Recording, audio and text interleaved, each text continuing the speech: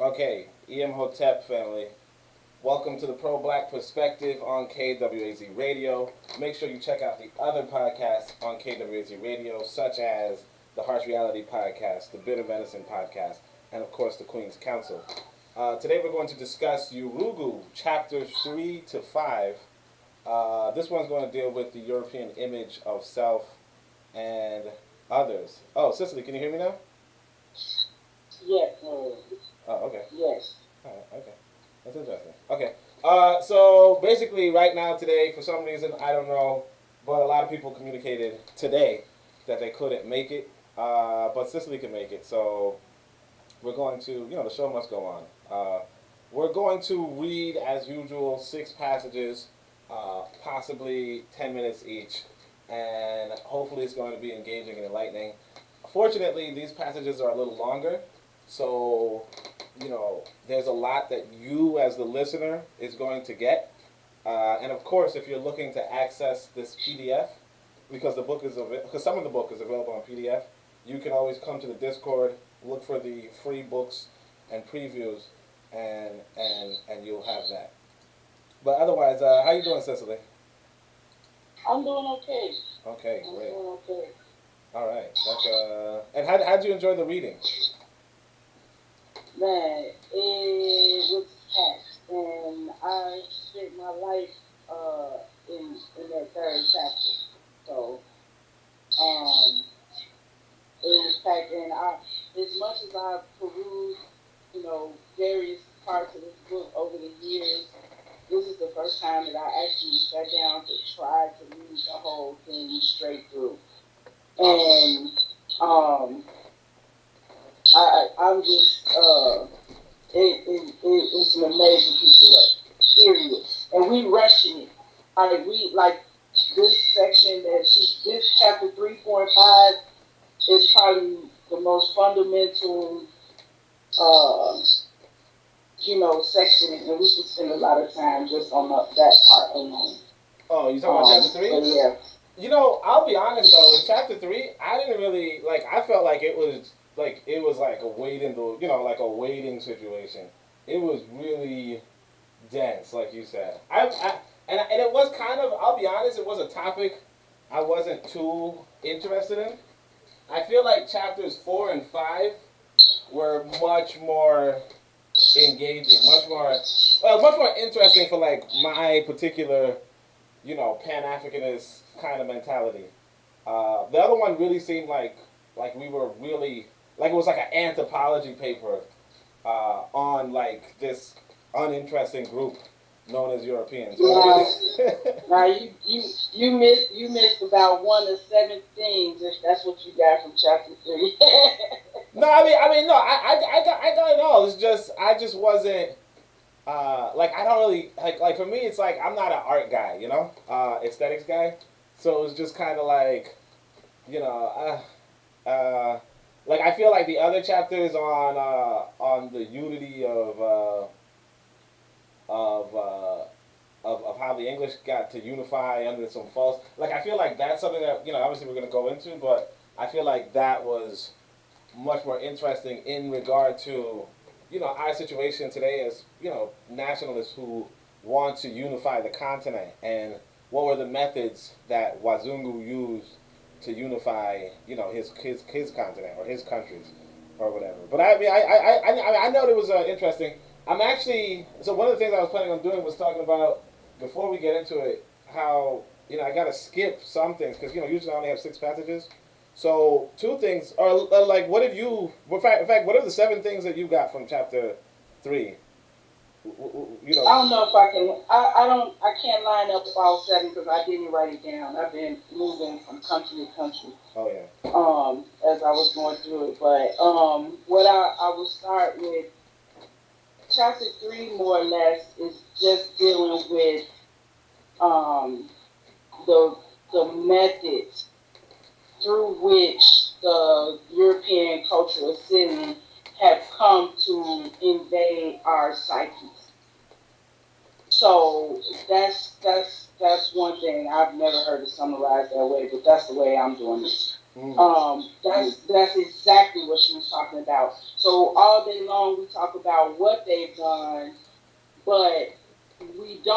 talk about how they did it as much. Like, how did we come to value the European aesthetic over whatever it is that we see and feel and experience with our own eyes as African people. So that's the crux of that. And so she's going into some of those things. And she herself didn't spend a lot of time in this chapter. And there are other people who delved into those particular more specifically and more in depth since she put this book out. But she laid it out there in terms of how the media is used to effectively create our mindsets, our desires. It basically controls us, and no one is exempt from that control. And she, and then she gave us a couple of tools to try to that we can use to create what she calls filters in order to escape from having this mindset. And so one of those filters is, which you can guess if we hadn't read it, is actually embracing our own culture and practicing our own culture. And that helps, that allows, and reconnecting with our own African culture, that helps you to bypass a lot of bullshit, for lack of a better word. So she spelled that out, very clearly there, and I thought that was fabulous, because we still got people who are thinking that they are being entertained, and it's not a joke. The other thing she did, which I've never seen really outside of this book, was explain this concept of how the city is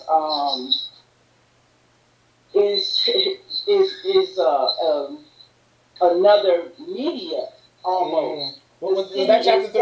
The city itself, as we know it, is a form of media for Western European. Oh yeah, that's the one we're gonna go. That was like my favorite part of chapter 3, definitely. And that was the one of the things I was planning on.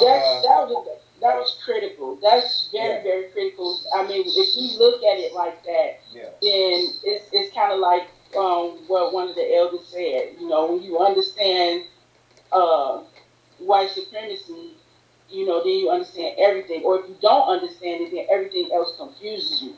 So in this chapter, we realize that we are confused beyond anything any of us would like to admit. That's what comes out of chapter 3. Yeah, I do want to say about chapter 3. So 2 things that I didn't really intend to discuss, although you could probably talk about it now, is there was the bit about the mechanical art, and how whites look at art from a mechanical point of view. If you remember on Twitter, somebody, one of us, like we were tweeted in regards to how white folk had this display where the toys moved according to a camera, and it was supposed to be good art, but like the idea was that it's just really just mechanical expertise and not really so much art. And that's part of the bit that I was like, okay. I mean, it's true, but it's just like, okay. And the other one was the ballet talk. She was saying that, young black girls would try to, play around with ballet, and then they would be demeaned for having, fuller shapes than like white girls, And I mean, of course, that was, it's important, but I mean, I was like, all right, I mean, it's really particular, and for me personally, I'm just like, I wouldn't, like, I just wouldn't put a kid in ballet, you know what I mean? But I understand that people do, I just wouldn't, So that's why I was like, when I was reading it, I was like, okay, I mean, I can't relate to it,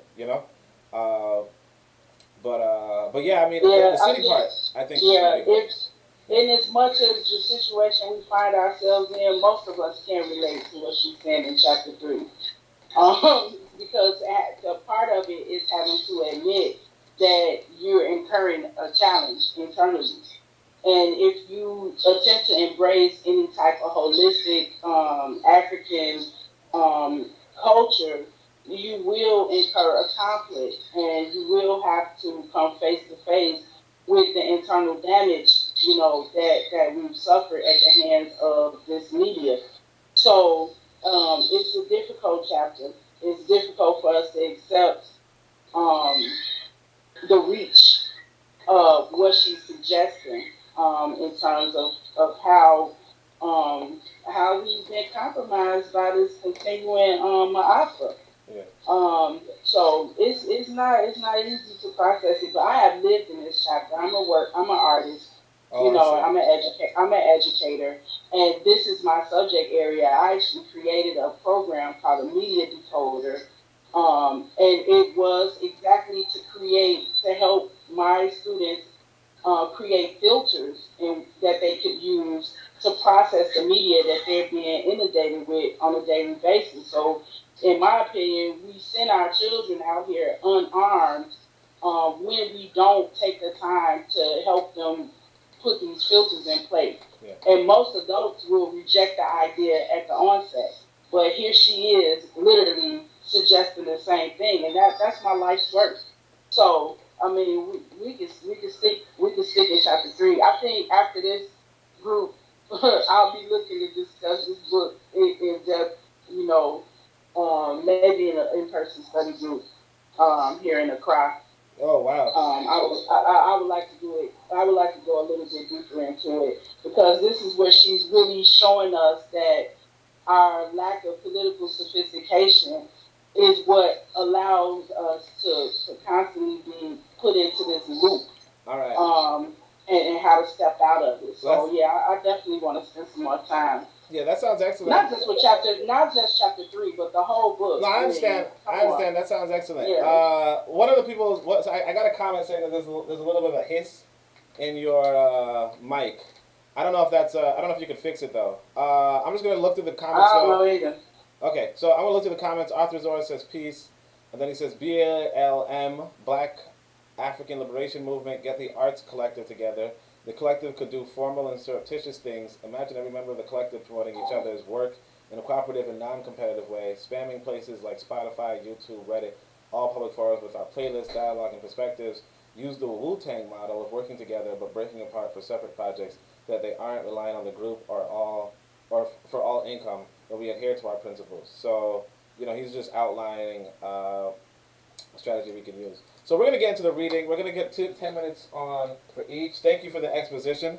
Thank you for the exposition. And it's excellent that you plan on engaging, people in Africa on the book. And that's really like what we should be doing anyway. So appreciate that. I appreciate that. So we're going to get into it. We're on page 232. And this is going to be the city one, which I thought was probably the best part of chapter 3. And it is also the ending, but I want people to hear this one. So I'm going to just read it, then we're going to put 10 minutes, and then we're just going to go forward from there, okay? All right, so the aesthetic is used ideologically and geniusly. It gives different signals to different segments of the population. Icons. Oh, sorry, we started the part where it says this aesthetic, okay? This aesthetic is used ideologically and geniusly. It gives different signals to different segments of the population. Icons like the American flag, for instance, or even a Greek statue engender feelings of pride in a person of European descent, as he identifies with what he understands to be a superior cultural tradition.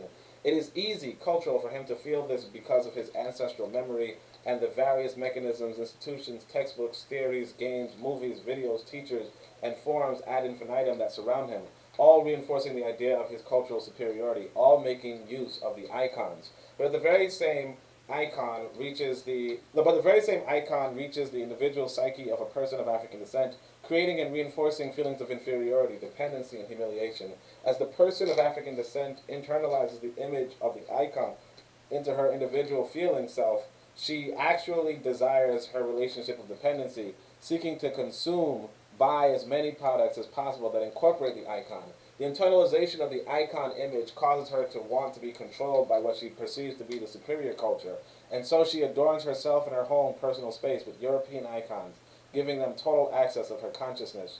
The person of non-European background becomes a victim of the European icon that acts on her as a powerful weapon of control. The reason for this is that European icons only act to collectivize or unite the European psyche, the psyche that is linked to the European ancestral memory. But for the non-European, it has the opposite effect. It takes what it finds of an African or other non-European collective conscious and splits it up, individualizes it so that it can be placed at the service of the European nationalist cause. The solution is not as difficult as you might think. To break the control of the European icon, we have simply to respond with our collective conscious will. And African consciousness either automatically rejects European icons as displeasing or acts as a filter screening for that which reinforces African being.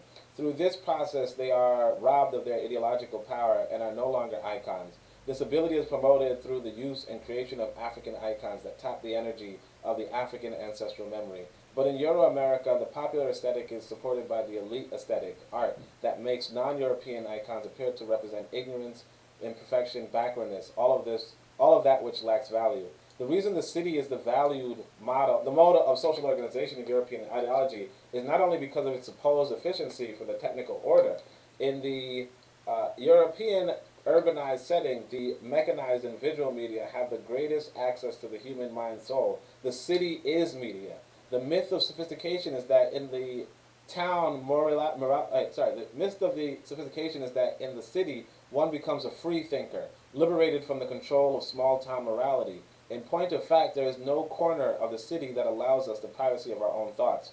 By shaping human experience, the city system shapes people. That is the value. The plethora of media, of which the educational system is a part, creates our environment and therefore, in a very real sense, creates us. The icons of the state order, the national order, of a European-dominated world order, the icons of European tradition, of Caucasian, Indo-European racial memory and pride, the icons of European expansionism and imperialism, these icons are constantly invading the subconscious and conscious of those who live in the metropole. Our visual and auditory images are continually mediated through the accoutrements of city life. The city is media-filled. It is made of media. What better way to control sentiments, commitments, that become behavior patterns and goals than by affecting consciousness and affecting responses. The Euro-American city creates and mediates images. That is its purpose, and perhaps the most important purpose of the popular art form. The art form also functions as a safety valve to express fears and ambivalence about the national cultural self. The point will be discussed further in the following chapter. Graffiti represents the production of images not controlled by the state order. It is therefore despicable, a defacement of property. But the advertisements that steal our sight, that crowd our vision, that fill the air, which transmit sounds, are not considered defacements because they contribute to the control of the image, to the creation of the icon. By using the concept of a Asili, we see the European aesthetic is part of the consistent development of the cultural seed germ. The Kutuma Rojo is a political in nature. It is defensive aggressive, always intent on separating self from others. The other that is perceived hostile. The other that is perceived hostility. The use of art and the character of the aesthetic, therefore, take on an intensely ideological and political definition. Both the elite and popular art forms are essential in the creation and reinforcement of the Euro-Caucasian self-image and dialectically of the European image of the cultural other.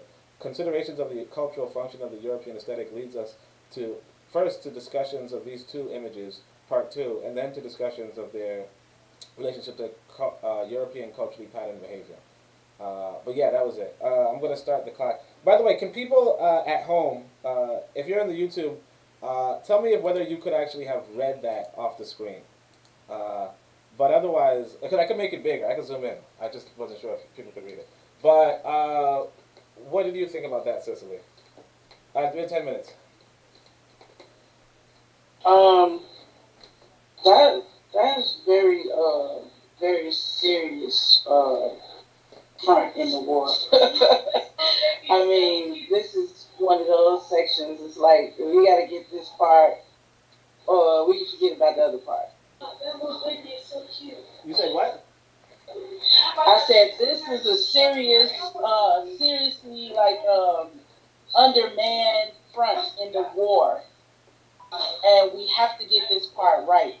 Mm-hmm. In order for the rest of it to go right, because we're dealing with literally our hearts and minds. And what she's saying is that we have given the enemy unfettered access into our deep into our psyche. And they created these systems and these mechanisms that allow them to repeatedly access it, and literally we are controlled. Um, that's a hell of a thing for somebody to admit. Um, but it has to be done in order for us to move forward. Yeah. So, I mean, I think she made it more than plain at this section. I mean, you could go into some of the details of how it's done. I've heard Kanye West talk about it in terms of the repetition of certain phrases and these types of things. And I mean, he's gone on the record saying we know what to do. We know how to do it. We know how to, you know, to set up a song in such a way and use words in such a rhythm that it invades a person. It bypasses their conscious mind. It just goes deep into their psyche. And that's illustrated by the fact that we all sing songs that we claim we consciously don't like. But they come to us and we sing them, and it's almost like, hey, where did that even come from? I don't even get down with stuff like that. Yeah. So it's really deep. Like I said, you know, this particular thing right here is like, and Dr. Africa has a way of saying it. It's like we got this little, he didn't say devil, he said we got a little white man sitting on our shoulder, talking in our ear, you know, and, you know, we got to deal with it, period. Yeah. And I think that's pretty interesting. What's his face? Authors are wrote down. So when I asked whether people could see Joe Cole, I believe said yes, but Authors are said he had to zoom in. So I'll try to zoom in. You know, cause, you know, you gotta go for the, you know, people who are like who need to see the most. Authors says they educate us. Of course, we are under their control. They own the media companies. Of course, we are under their control. And we know how to get out from under their control, build our own. Yeah, and that's the thing that I think is really critical inside of this chapter is the fact that the city as media, like the city itself as media or as a form of propaganda, in particular to the amount of bombardment that we get, is of course another layer to that control. And so it does behoove us two things.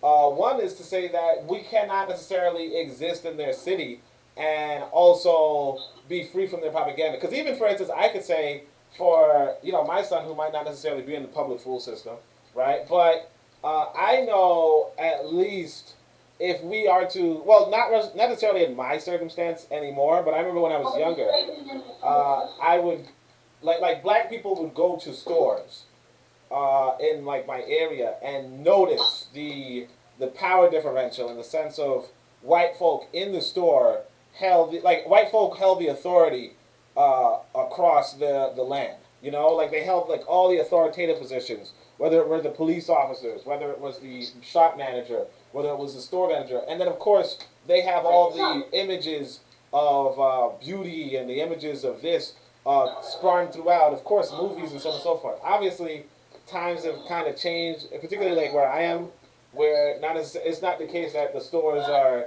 well, the stores are not necessarily all black, but they might be Latino and, you know, different ethnic groups and so on and so forth, or Arab or something like that. But I think that, you know, it really also speaks to what Authors are saying, which is that we can build our own cities, and in building those cities, we can propagandize our own people very frequently. And that could help in our cause towards the nationalism, towards the so on and so forth. Or even to say that it speaks towards the necessity of us, you know, actually getting billboards, actually getting ad campaigns going wherever we are. Because we know, for instance, that there was this, I mean, I don't really care too much for this particular speaker, but they did take out a billboard and, you know, in order to advertise their documentary or whatever, and that's actually a critical thing to do, you know, and you know, black people would talk about how they saw this and how they you know, and like it got them going somehow. So I think that, you know, that really speaks to this idea of media and the city as media, and of course the city, and why people find graffiti negative, whereas they don't find, at billboards and so forth negative. It really does speak to a larger narrative that we have not investigated enough. Do you have anything to say about that? I mean, only that, I live in a black city right now, you know what I'm saying, in Africa, and substituting the billboards for black people is not going to necessarily get us all the way where we want to go, because we're doing that right here. And I think she also talks about this with that, in one of the chapters, she starts off with the 2000 Seasons quote, basically saying that you're not going to use the master's tools to dismantle his power. And so I'm not sure about that part, but yeah, definitely. I do think that even in this, so I'm not big on the whole representation thing, but I personally attest to, just being around black people, seeing black people, and working with black people. It is, it's helpful. It's helpful. Yeah, exactly. It's not that we're gonna be able to solve it overnight, but it's like it offers us more. Like we understand. Like I think what she's doing, what she allows for us to do, is for us to see how broad the attack is and how broad the resistance has to be. In the sense that we can't be of the mentality that we can just be in the city and the city has no impact on us. Because yeah, but what we're dealing with is the idea of the city itself as a is the what's the word, purveyor of the European cultural city. Exactly. So like for example, what we're dealing with here in Ghana is this. They created this idea that we have to have this central administrative area near the water. So they established Accra as the capital city. Now, instead of people moving and operating in their various sections of the country, everybody is rushing to the city. So and so that's one issue, the sprawl. And then the other issue is that, well, who's growing the food? What happened to the land? Yeah, and then everything that's associated with the land becomes devalued, and we look down on it, and it's not as highly regarded when in fact it's the most important thing. So it's more or less not getting into the letter of the tool and the mechanics of the tool, but the spirit of the tool itself. Exactly. And I think we brought up this last time when we talked about the Nat Turner. I mean, yes, European religions have been used to beat us over the head. And it's not like we could never take that tool and reverse it. You know what I mean? So we can't say that either. You know what I mean? But at the same time, let's be realistic. If we're still valuing the city itself as something that is a higher expression of organization and civilization, then we're still caught up in the trap. So, we just have to be very careful. Yeah, that's what I meant about that. I was saying that like we have to look at the city itself as, or we should look at the city, particularly Wazungu cities, as a negative themselves. But that's the 10 minutes. So we're going to jump to the next one. Let's see what page that is. Hold on a second. Okay, so that would be page 256. Yeah, 256. Okay, so this one I think is going to be pretty interesting. So let's just jump to 256. I want to try to zoom in. This one's also kind of long, but it's really worth it. And you said you were able to finish the chapter 5, right? Cicely? Yeah, I got through it. Okay, good. Yeah, because like you said, it's a lot of reading, but it's worth it. It's a really good book, and yeah, I mean, I'll have to move on to another book but I think that everybody who, particularly in the West, should read this book. You know, particularly under Western domination, which is a lot of us, or most of us. But I think it's a real good book because, like, one thing I say about this book is that, you know, it kind of exposes how a lot of us are thinking, you know, like Wazungu, or how Wazungu wants us to think, and that's something that I think we should really look into. So, on page 256, there's this one of the chapters starts off with "In his book, the Aryan myth." I don't know if you're there or not, but I'm gonna start reading. Okay. So in his book, oh wait, sorry. In his book, The Aryan Myth, Leon Poliakov focuses on what he calls in one passage, German, Germanomania. In this way, he describes what is perhaps the most common myth of national origin among Europeans, Aryan descent. At first, even the obsession with German origins was colored by an attachment to biblical mythology, and all European nations claimed that their people descended from Japhet.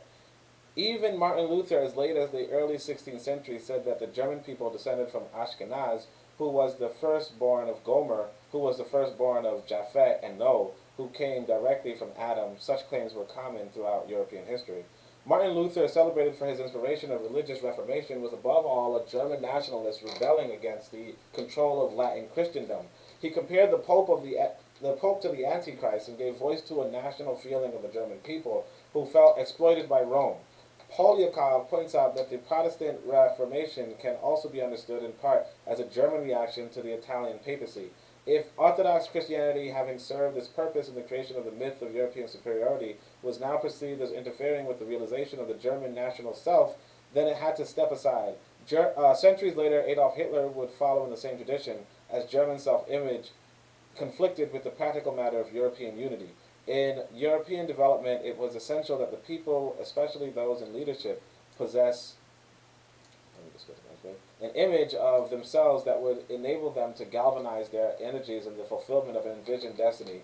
Papal control conflicted with the German self-image. In Spain, Russia, and England as well, the desire to be associated with a German heritage was compelling. This association became a conviction that helped to inspire Europeans to seek power over others. Polyakov says that the early in European history, Gothic descent was understood to be superior. The Christian princes of medieval Spain, inspired by the conviction that they were Goths, made every effort to behave like the offspring of a conquering race. The European Ultima Rojo demanded identification with the conquering mode. The old tendency of Spain was to overvalue Germanic blood and to give preference to descent from Magog over the indigenous posterity of Tubal. The earlier claim to descent from the biblical characters was later replaced by racial and nationalistic ideologies. During the Renaissance, the influence of antiquity began to rival that of sacred scriptures.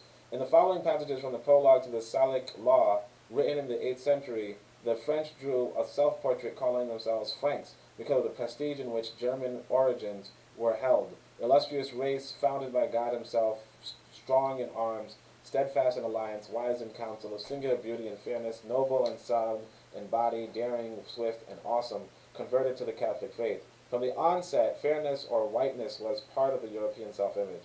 This perhaps is part of the reason for the obsession with Germanic origins. The European Ultima Rojo very early on demanded the creation of a nationalist myth of superiority. The myth would inspire the people to what they perceived to be greatness. The early Roman self-image had suffered in comparison with what they considered to be superior Greek cultural heritage, and in the 2nd century before the Christian era, they sought to connect themselves with the heritage by claiming descent from the Trojans to Aeneas, the mythical founder of Troy.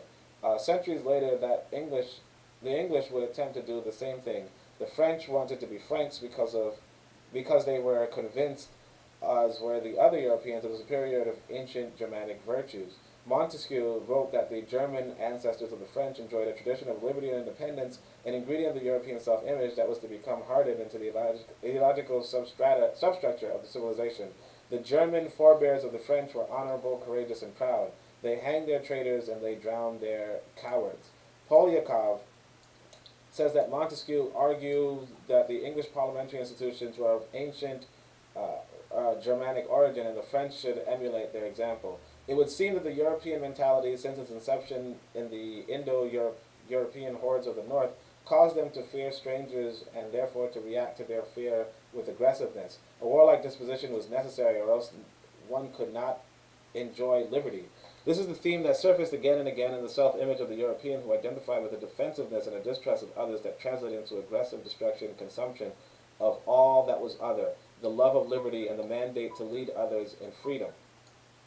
An African-centered interpretation of European cultural history using the analytical tool of the Asili concept demonstrates the centrality of racialist thought, of a racial myth in European ideology. The concept of racial superiority is inextricably entwined in the matrix of the European mythoform. Racialist thought had been... Sorry, my phone keeps going up. Okay. Racialist thought has even been systemic to European development. It complements capitalistic, exploitative, aggressive behavior, but is not caused by this behavior. Racism is endemic to European chauvinism, a consistent factor of European history. It is based on the nature of the Europe of the ultima rojo, threatened by difference essentially materialistic and aggressive. It is the European ultima rojo that creates the system of capitalism, which in turn complements the national consciousness, an ingredient of which white nationalism consists. We see the pattern again and again in the historical ethnological record. The development of England as a national entity exemplifies a special role of racial thought in the creation of a national identity in the European experience. The history of England is the history of the European self-image, forcing itself into the consciousness of humanity. It also demonstrates the indispensable role of the historian in the process and answers the question of why it was so important to first create the European myth of a secular objective and scientific history. Cultural myth had to be understood as historical fact. This is the problem that underlines most biblical interpretation. In 11th and 12th century England, the political problem was that of bringing Britons, Anglo-Saxons, and Normans together into a single nation. That is, of getting these groups to identify as one nationality. In 1136, Geoffrey of Monmouth completed his history of the groups in question. His history created the Arthurian legend that connected them all to a Trojan myth. Hugh MacDougall, in his regard, says that Geoffrey's history as a work of creative imagination was a superb achievement. It provided the mythological framework and justification for a nation based on a royal monarchy in which the king had absolute authority. This authority was supported by a mythology that praised the legendary achievements of past kings, but as the power of the royalty began to give way to the demands of the newly developed commercial interests, a new economic structure, and a parliamentary form that accompanied these changes, the legend of King Arthur was no longer politically useful. Trojan origins gave way in inspirational power to Germanic origins. The English self-image was evolving. And then he goes, MacDougall says. And then she goes, MacDougall says. Okay. Wow, it's a mouthful, but yeah, that passage right there, I felt like that was like really important for us to hear. So Cicely, what are your thoughts on that? That just another major point. This book is like really amazing. Um, and I think also I meant to bring this up earlier because she gets into it a little bit, talking about the concept of science and objectivity and the way it's used and the way that we sometimes even use it as a weapon against each other, not even knowing that our reliance on strictly material, secular concepts and ideas is also not part of our. It's not part of our culture. Yeah. That's something else that we picked up. Yeah. So, and we could beat each other over the heads real good with our rational minds. Mm-hmm. But it's like she just let the wind out that sail in this and the last section. Yeah, I feel like it's a recurring through the book. I feel like it was because we talked about it last chapter. I didn't highlight her saying it again this chapter, or maybe I did. I don't know. But I also that's one of the things that I really feel like you said, when people are discussing with each other, we see the same patterns coming up over and over again. And actually, I think, like for instance, on Twitter, sometimes I see people engaging. I saw somebody, I saw someone discuss how religion might be the cause for poverty, and it kind of brought me back to, or it brings me to, maybe later on we'll discuss how Wazungu kind of shapes it out like that. Like he makes it so that we think like we want to blame ourselves for our own issues. But of course, I feel like we should concentrate on this particular section for the moment, because I think that we might discuss it later. But what I want to say about this is the King Arthur thing. I didn't even know that King Arthur related to this Wazungu myth on trying to unite itself. You know, because we hear about King Arthur. You know, at least I heard about it growing up in America, and to hear that it's a story passed down 900 years in order to justify the British monarchy, and yet 900 years later, I'm seeing it in my own popular media, kind of, or in Wazungu's popular media, to be honest, kind of like really speaks to how much they want to try to get through this. I want to look at Arthur's comments for a second. He says, "This happens in Jamaica as well. People forsake their inheritance of the land to live in squalor in the city." He says, "The propaganda of the artists have to tell of the glories of the land and teach African values. This is what I mean when I say black is not enough." Yeah. So I think he's talking about the last section where we were talking about how we can't emphasize the city. We can't rely on the city. We have to rely on the land and not disinheriting ourselves, because that's really what Wazungu's whole purpose was to disinherit us from the land. Wow. She did. She do you. I also like think she's going through, like, how you might call yourself a historian, somebody else might call themselves an artist. You might be a scientist of some other sort or whatever. And so she's illustrating throughout the book um, these different aspects of these professions, so called. So, like right here on page 258, that's what she brings up, the fact that myth historians were used to make cultural myths into what she called it, cultural myths, to change them from.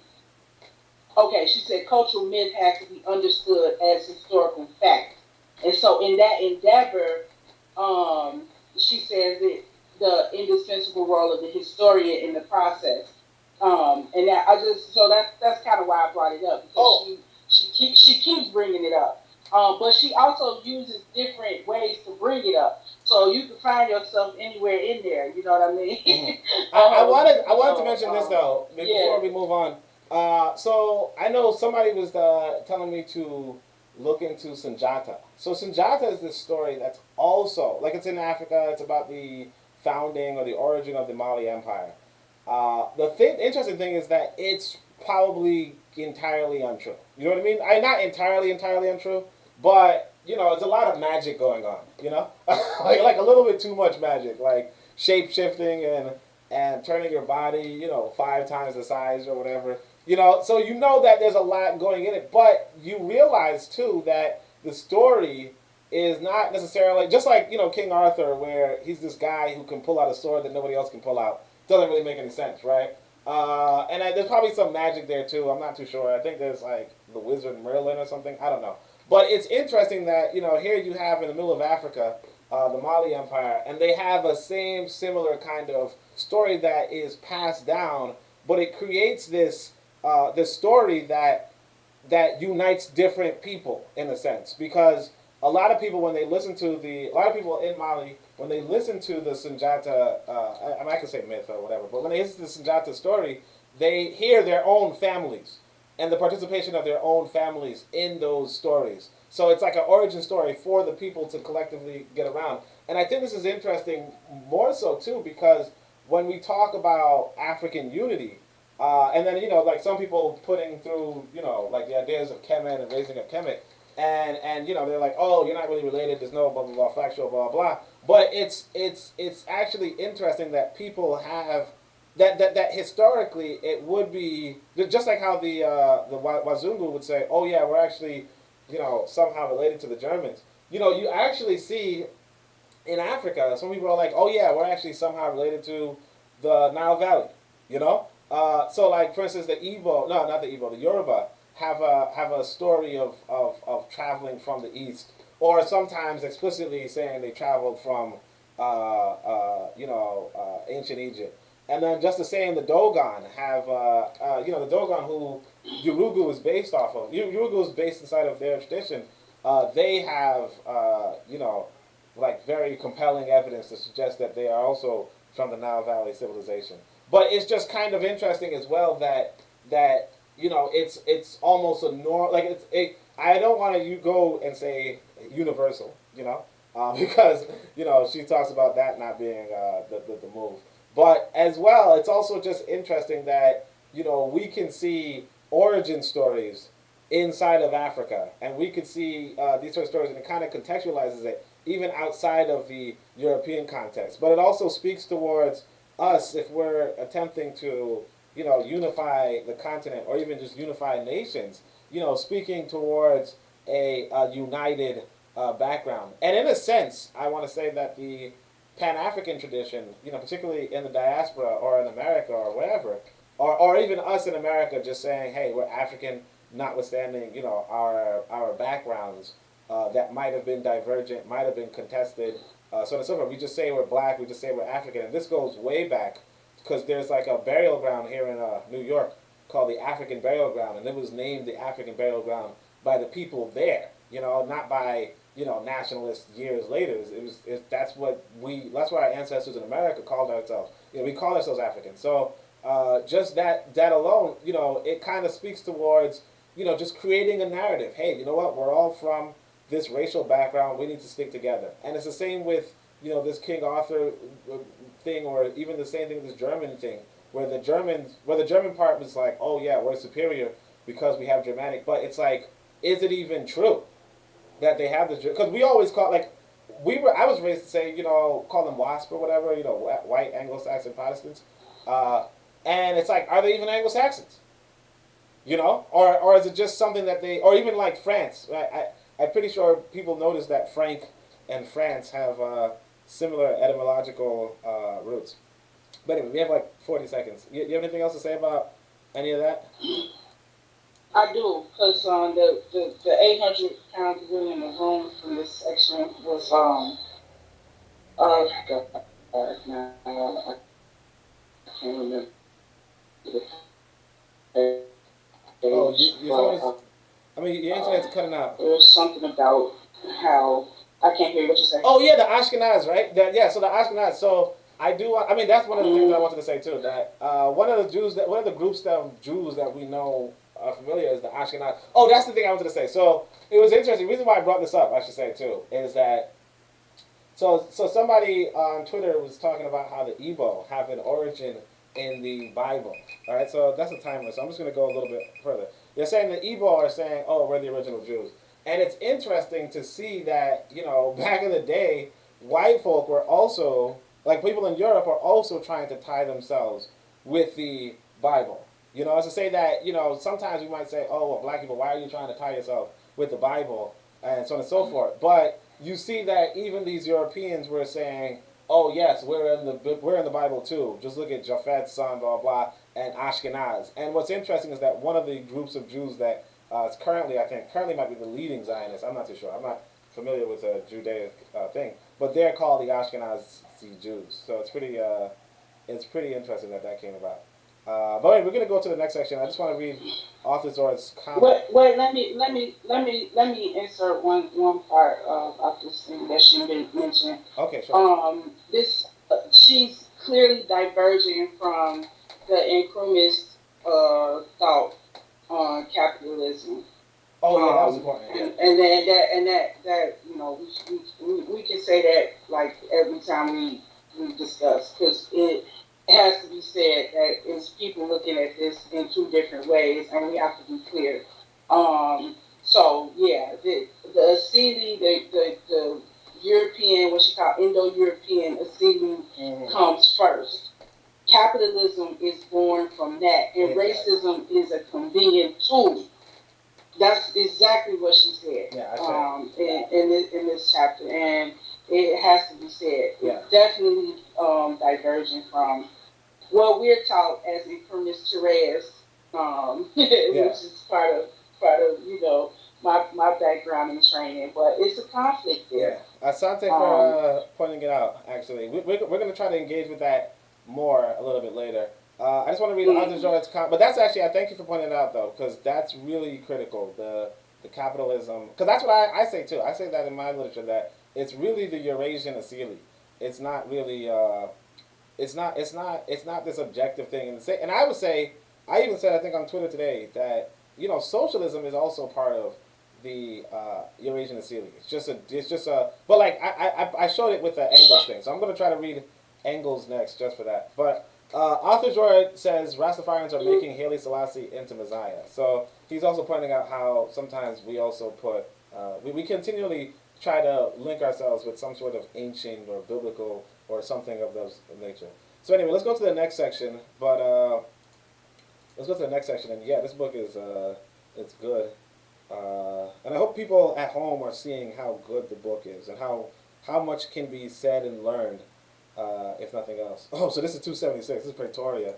Yeah, this Pretoria part. Okay, so if you can jump to 276. All right, so we're going to start from the beginning of this, yeah, and then we're going to just finish this chapter 4 with this one. So 276. Yeah, 276. Yeah. So okay, so yeah. All right, so it's Pretoria. So are you ready? Or you got it? All right. So Pretoria has been made by the white mind for the white man. We are superior people. The Republic of South Africa. All right, let me just give context, okay? This is a white person in South Africa, like a white leader. He's saying Pretoria had been made by the white mind for the white man. We are superior people. The Republic of South Africa has not been created by wishful thinking. We have created it at the expense of intelligence, sweat, and blood. Intellectually, we are superior to the blacks. That has been proven beyond any reasonable doubt over the years. Isn't it plausible, therefore, that the white man is created to rule the black man? So let's read it. The themes of the European Ultima Rojo are what is significant in this sampling of white nationalist literature. The European man, the conqueror, white, world savior, bearer of order, and most importantly of civilization, superior and therefore magnanimous in his effort to impose on them the benefits of his knowledge and talents. It doesn't matter for African peoples, for the rest of us, whether Europeans say that their blessed state of civilization is transmitted racially, physically, or culturally. This is ultimately a very fine distinction.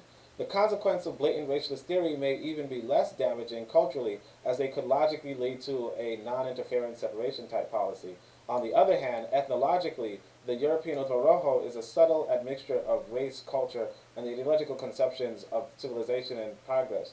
The white nationalist statements are the statements of the liberal European nationalists with the addition of a racialist rhetoric, a rhetoric that has been abandoned by contemporary European intelligentsia. This latter group is accustomed to hiding its nationalism in a barrage of so-called universalistic terminology and methodology, which is the more formidable enemy. For this reason, it is for no other, African and other non-Europeans must now allow themselves to be frightened by the word race, and the lesson to be learned is that the white man really does speak with a forked tongue. These various aspects of the European Ultima Rojo combine to form a self-image that extremely supports European imperialistic behavior internally or intraculturally supports extreme rationality, fanatical scientism, a superficial and analytic aesthetic, and a severe lack of spirituality. Imperialism is supported by the scientists who construct theories by which the world is consumed, by intellectuals and academicians who use this knowledge as power, by missionaries, modern-day crusaders, who seek only to impose their peace on the world so they altruistically offer citizenship in the empire. All of these types of individuals have the mentality of the world savior, the counterpart of the world conqueror. The European humanitarian shares many of these features as well. He often has the same image of himself in relation to others as has the European imperialists.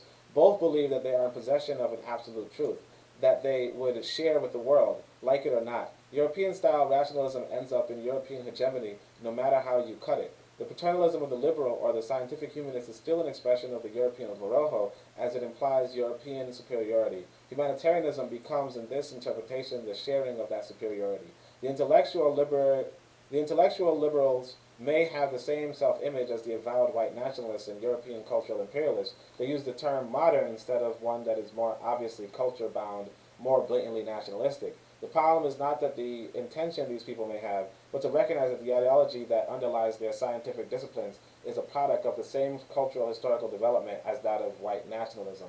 Again, the concept of asili surfaces as our most valuable tool in the critique. It demands that we place these various expressions and characteristics of Europeanness into one meaningful reality, i.e., the one reality that explains them as part of a cultural ideological whole. The acelity of the culture dictates an obsession with power as control. This can be sought through knowledge, science, and or physical assault, military imperialism, and or cultural imperialism, progressivism, Christianism, or the extreme effective combination of all three. The self-image that justifies these aggressive behaviors and the national consciousness demands them are mandated by the epistemology that separates the universe into self and other, and then makes an object of the other.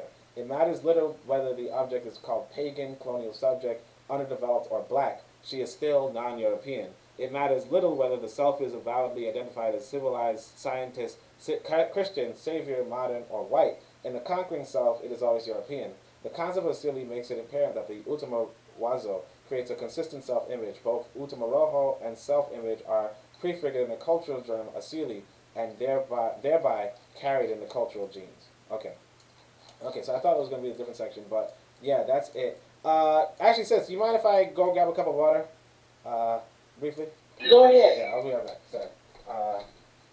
Where's my phone? Sorry about that. I just, all that reading got you dehydrated, you know?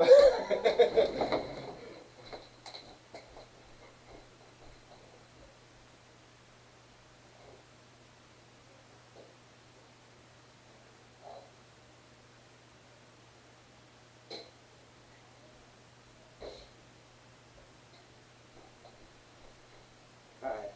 Yeah. Okay. So, sis, what do you say about that? Yeah.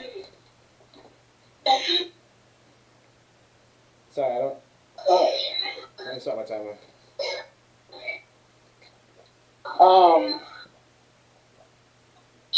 This this woman right here is amazing, man. I don't even know. Oh yeah. How do you know what I'm saying? It's like, yeah. Yeah. So. Okay, so what I would say is it sounds okay. What I would say is that she continues with the scientism. I tried to emphasize that world savior. So that's the thing I was talking about in regards to socialism earlier. By the way, your background's a little noisy right now. I don't know what it could be. My background. Yeah, I hear something. That, please. Come again? I got a kid with something going in the background. Oh, okay. So what I was saying was that the world savior, So that's kind of like what this socialism thing is also, or even this modern thing. And I think it ties back to the conversation I was having earlier. Funny enough, the sister who said whatever she was. She might have actually been trying to say that it was an effective poverty, that religiosity was effective poverty. But it's really interesting to realize too that this white boy is this world conqueror and this world savior. So what he does is that he kind of just puts the other down. So he says, hey, you guys are poor because of what you're doing, as opposed to because of my aggression. He's aggressive, or because of my imperialism. So there was like a list of nations, from wealthiest to least wealthy, and you could kind of see how the wealthier ones were the aggressors on the less wealthy ones. And they kind of destroy the economies of the less wealthy ones. Then afterward, they kind of say, "Oh, look, you guys can't even manage your own economies," and it's kind of in a way to justify their own destruction of the other people. And of course, they might link it with religion, but they only link it with religion to say that it's something that's behind them, and that's something that they continually do. When they were Christians, they were demeaning pagans. And now that they're kind of humanitarian atheists, they're demeaning Christians.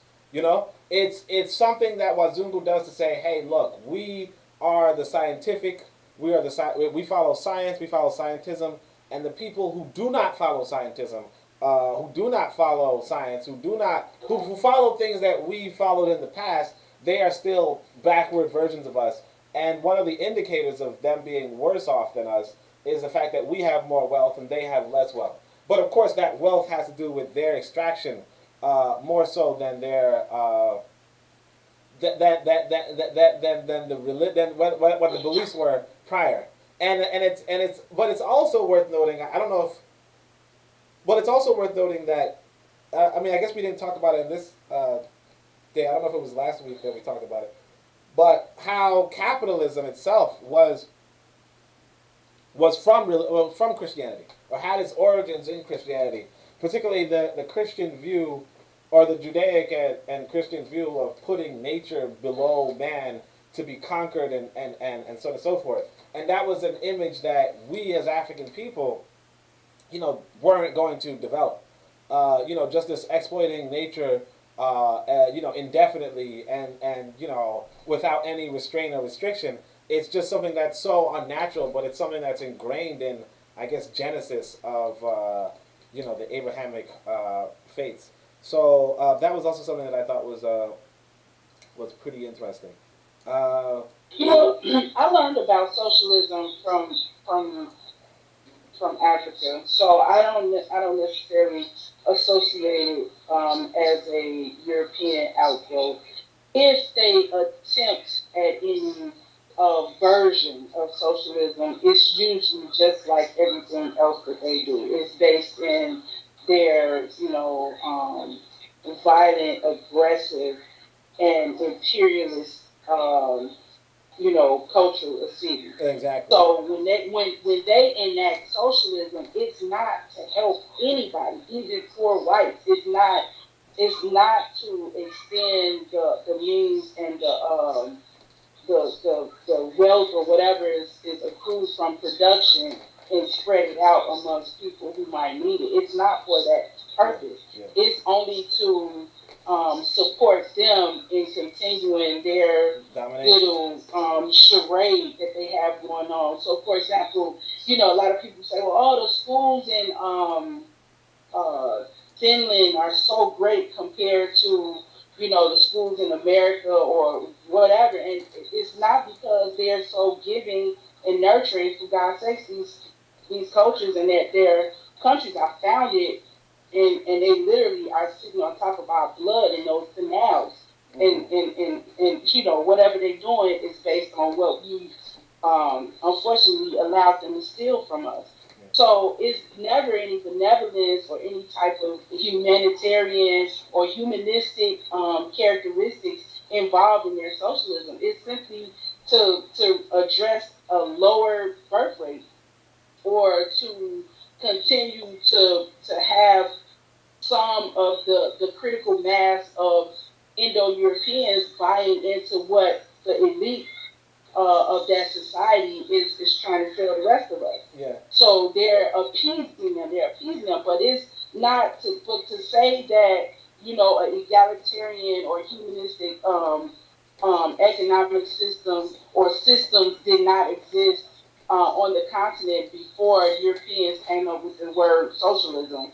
I mean, that's kind of a stretch, and I don't know why we're even on that. Yes. And not you, but I'm just saying in general, it's like, why do we keep talking about this?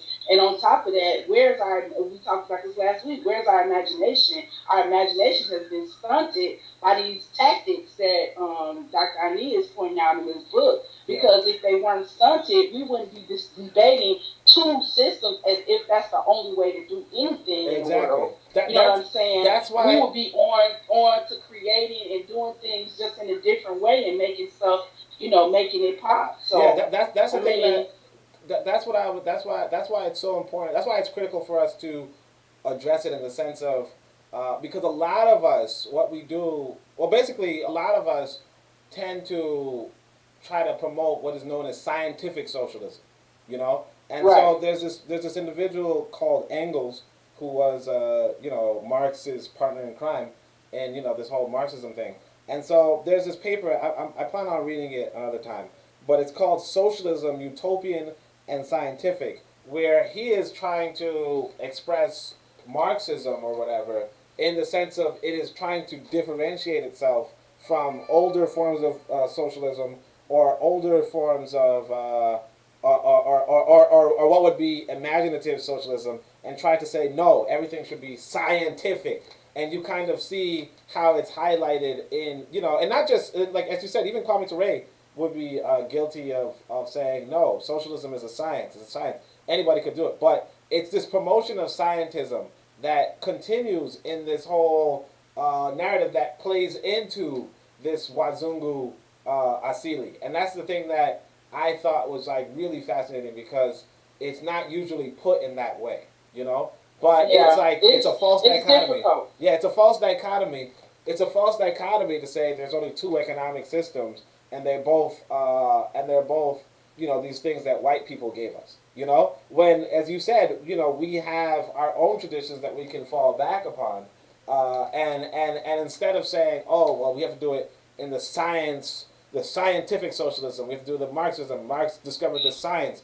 We realize that realistically speaking, it's the same progressivism, the same cultural imperialism, the same knowledge science thing that we have to combat against because it's the Wazungu Asili that brought us the capitalism that also brought us the socialism, and we have to go against it because otherwise we're going to be divided. According to Nkrumah, and this is why we are not Marxists, we're Nkrumahs. Mm-hmm. That they don't accept that. They don't accept that socialism it was given to us by anybody, and they have their own way of. And maybe we can add some of the Nkrumah to our book list, and Secretary as well, because you would need it to be in a group to understand Secretary. I guarantee you. Mm. But they outline the reasons and the development of the economic systems that they call scientific socialism. And they go through the history of why and the African origins of that thought. So they don't relinquish anything to Europe in that regard. And especially when it comes to science or socialism. So I don't know. It's several books that they both have where they go into it in depth, and I think it would be a nice to juxtapose that with Dr. Arlene and see where we can go from there. I think we deserve that chance to sit down and examine all of what they put out there and see how it gels, with us going forward. Yeah. All right. So the timer fell out. So I'm just gonna think because I know that it sounds like you're actually much more busy than I am. So I'm not gonna try to hold you. Yeah. But all right. So let's go. Page 288. So 288. We're going to. So this is another one of those South African speeches. Probably the same South African speaker, to be honest. But this. Oh, I think this is the section that I really wanted to go into, but I felt like that was an important section as well. So we're just going to jump into this one. And also I wanted to mention as well that we skipped over the advertising one about the Delta opening up countries. That was a really interesting discussion. So I encourage people, not to just read Nkrumah and Sekou Touré, which is obviously you should read them, and obviously Kwame Touré, but also try to read Marimba Ani's Yurugu. Like, I definitely think that people should read that. I mean, obviously you want to, like Cicely's doing, you want to read it, in the context of your own learning and just use it to expand or expound or whatever. But as well, just definitely it's one of those resources that it's like a really good one to have. And also to have engagements with other people. But all right, so page 288, we're just going to try to, we're going to try to finish this part off. All right, I'm going to start. For a contemporary expression of this European fear of being outnumbered and an ethnographic example of Western European views of others, we offer the following statements from P.W. Botha, taken from a speech delivered in 1985 addressed to his beloved white Afrikaners. Priority number one, we should not by all means allow any more increase of the black population lest we be choked very soon. He advocates the use of chemical weapons to combat any further population increase and fertility destroyers. I am also sending a special request to all Afrikaner mothers to double their birth rate. We should engage higher gear to make sure the black men are separated from their women and fines be imposed upon married wives who bear illegitimate children. He refers to African blacks as greedy savages who are after our blood. We cannot simply stand and watch all the laurels we have created being plundered by their barbaric and lazy Kaffirs. It is our strong conviction, therefore, that the black is the raw material for the white man. So, brothers and sisters, let us join hands together to fight against the black devil. I want to say that again. So, brothers and sisters, so white women too, don't worry. All right, but anyway, keep going. By now, everyone for us has been in practically that the blacks can not rule themselves. Has seen it practically that the blacks cannot rule themselves. Give them guns and they will kill each other. They are good in nothing else but making noise, dancing, marrying many wives, and indulging in sex. Let us all accept that the black man is a symbol of poverty, mental inferiority, laziness, and emotional incompetence. Our experts should work a day and night to set the black man against his fellow man. His inferior sense of morals can be exploited beautifully, and here's the creature that lacks foresight. The average black man does not plan his life beyond a year. Botha's white nationalism is obvious. It is of a vintage that now embarrasses the typical white liberal American. Botha has nothing to hide. He is what Cavell might call a dominative racist, direct and obsessive. The white American liberal is an aversive racist who, consciously or not, participates in a meta-racist society and therefore cannot escape its inherent institutional racism. The rhetoric of the dominative and the aversive racist may vary, but the underlying sentiment and ultimate result are the same. Let us take, for instance, the argument of Ben J. Wattenberg as expressed in his book, The Dearth. The book is subtitled, What Happens When People in Free Countries Don't Have Enough Babies. Wattenberg does not say, as Botha does, that he is concerned lest Africans and other people of color eclipse whites in the world. In fact, he denies that race is an issue. His only stated concern with this sensitive issue, as he calls it, is that according to some projections, by the year 2080, the American majority white European stock of 80% in 1986 will have dropped to 60% and will still be declining. And while America, in his view, is not essentially a racist or bigoted country, anti-black or anti-Asian, anti-Hispanic, or anti-Islamic, given present patterns of fertility and immigration, certain doubts about the future arise. These doubts, according to Weinberg, are not those of racists, only those of wondering whither we are headed and fearing that where we are going is not where we want to go. He refers us to the book written by Colorado Governor Richard Lamb and Gary Imhoff entitled The Immigration Time Bomb, The Fragmenting of America. The book addresses the issue of increased numbers of non-white third world immigrants while the number of Europeans immigrating diminishes. Wattenberg's answer to this problem is quite simple. To white middle-class Americans, he says, start reproducing yourself. To the Afrikaner mother, Botha says, double your birth rate. Botha says that the black people are barbaric. Wattenberg says that the less developed countries of the world need the West for models of wealth, freedom, technology, free markets, and democratic modern values. The implications are the same. If left alone, Africans and other non-Western people will not progress. But for Wattenberg, the issues are those of culture, progress, and ideology, not race, or so he claims. What is the problem in this so-called non-racist view? In this Western world, there will be no growth by the early 21st century, Wattenberg calls the birth dearth. Then there will be shrinkage. He asks what this will mean for the world. His answer is that the decline in the birth rate in Western nations may eventually take a heavy economic, geopolitical, personal, and social toll. Wattenberg is concerned with the good of us all. He says relying on their technological and organizational superiority, the industrial democracies could protect their positions and perhaps even enhance the growth of democratic value elsewhere. How magnanimous. Wattenberg argues that with a decline in population, the Western world cannot share these benefits with those less fortunate, nor can they bestow its leadership. The issue is ideological and cultural, after all. Those who threaten the power of democracy just happen to be black. Wattenberg compares the projected birth rates of the industrial democracies with those of the less developed countries plus the Soviet bloc from 1950 to 2100.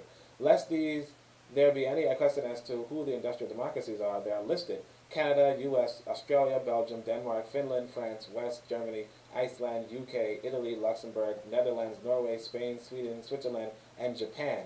In other listings, Wattenberg includes Israel. With the exception of Japan, all these nations are white-dominated and or white-majority nations. They may have different names, but they are merely provinces of a single white European hegemony.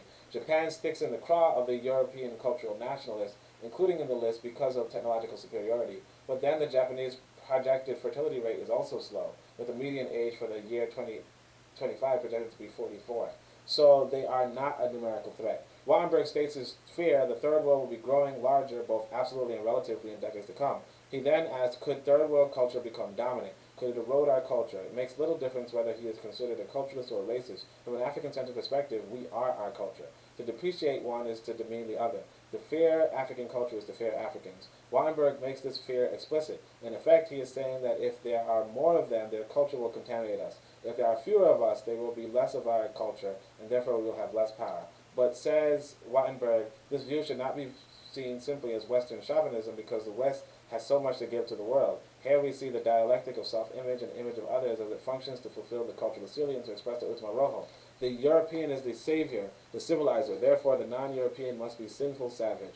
Botha's bigotry is expressed through Wattenberg's blatant paternalism. To Wattenberg, the West is the first world, offering hopes of freedom to people in communist countries. Therefore, the most serious world problem is the decline of the West, because the culture bears middle and upper class white Europeans and European descendants have such a low fertility rate as to cause a birth threat among their population.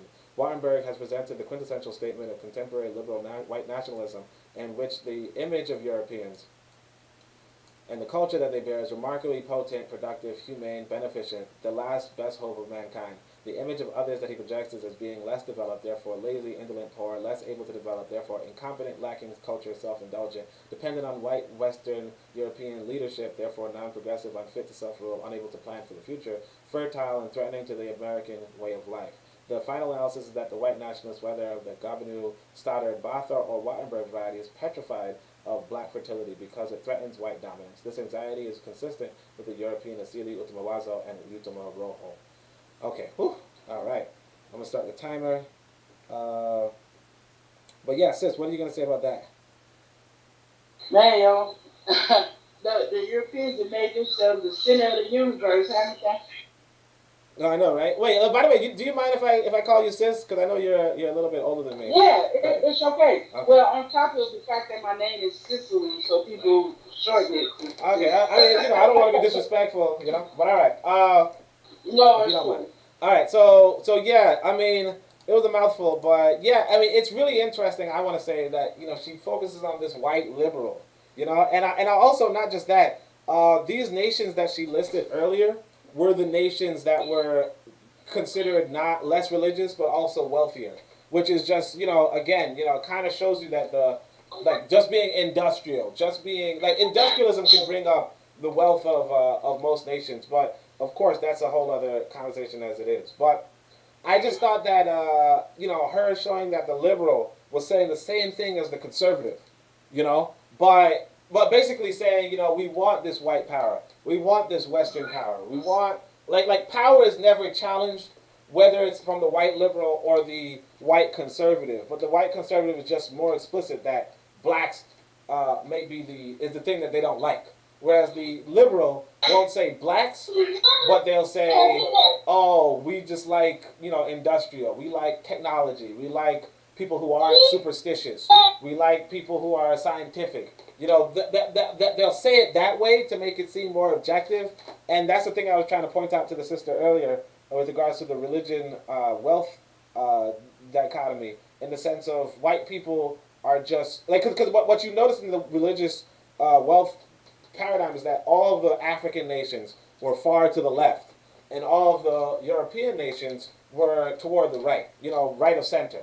And it kind of just speaks to, if you set the diagram to say, oh, it's really just religion, as opposed to it's, white bigotry or white imperialism, it kind of confuses the narrative in order to, and it fits the European self-image or the European concept of others, where he would put other people down in order to lift himself up, which is something that was well, I mean, remember Ani says it's unusual with white people, but I wouldn't necessarily say it's unusual with white people. But I mean, at least I couldn't tell you per se, but I know that there are African groups who also, put down other African groups for. But I mean, now whether they are influenced by Wazungu to do that is a whole other, question or conversation. But I mean, that's just yeah. I mean, I know this center of the universe thing is classic. I would like to see somebody chop it up into a Trump versus Biden discussion, just to illustrate it very well for people how this works. So those of us who absolutely refuse to vote for either one of those cats or parties is not. That doesn't need to continue to be a conversation item as far as I'm concerned. But I would love to see somebody take this section and apply it to contemporary geopolitical, to the current geopolitical setup. Yeah, I mean that's true. That the Biden Trump is the conservative, liberal. So you're gonna have Trump who's gonna say, hey, these African countries are shitholes, and then and let's build a wall. Yeah, exactly. Let's build a wall. then you're gonna have Biden, who's not necessarily saying that they're, but he's like, oh well, we're going to, bring some technology to them, or we're gonna, they have paramedical facilities, and we got to do something about, we got to get involved. We got to build, we got to build more military bases in Africa. Exactly. Like he's not going to outright say, oh yeah, these are a bunch of, N words or whatever, but he's going to, or K words. I'm sorry, I read that K word earlier, but that's what it is. It's at the end of the day, and it's something that I noticed too, with white people, because some people are like, hey, don't look at all white people, and it's like, okay, fine, but the thing that you'll notice is that there's not a white person, or there's very rare, if there is, I don't know, but there's not really a white person who wants to challenge white power. You know what I mean? Like, white power is the thing that white people are going to hold on to, that white people are going to cling on to. And so whether they're liberal or whether they're conservative, it's white power that really is the glue of this whole culture, of this whole narrative. And of course, unfortunately, it even overcomes class distinctions when it comes to like specifically in America. Where you have people just voting against their own self-interest every election period just to spite black folks. They'll impact, school funding and anything else if they think that it's remotely possible for a dime to trickle down to any black child to be educated for any reason. And so we see people who are, so that's another distinction that needs to be made between the incrumists or the Marxist. Yeah. I mean those are facts, because even when it came to COVID, when COVID came out, like originally, first everybody went indoors and they were like, yeah, this is an important thing to do. Then like news came out that black people were the leading casualty of COVID. And then a bunch of white folks said, you know what, maybe we don't have to be outside. Maybe we don't have to go outside. Like maybe we don't have to stay inside. Maybe we can go out, open up the stores. If black people are going, why? Like black people are dying. Why not? It's like, well, white people are dying too. It's like, yeah, but black people die. You know what I mean? Like, it's so weird. Not weird. I shouldn't say it's weird, but it's like, it was in broad daylight that there's this hatred. Yeah. From our cultural perspective, it doesn't make sense, but from theirs, it does. And I mean, you know what I mean? So. Yeah. That's the difference between us and them. So we're all looking at it like, gosh, you're not making any sense at all. And what we fail to admit to ourselves is that we just don't think like them. We're not motivated by the same things as them. And this is what She's trying her best to spell it out for us.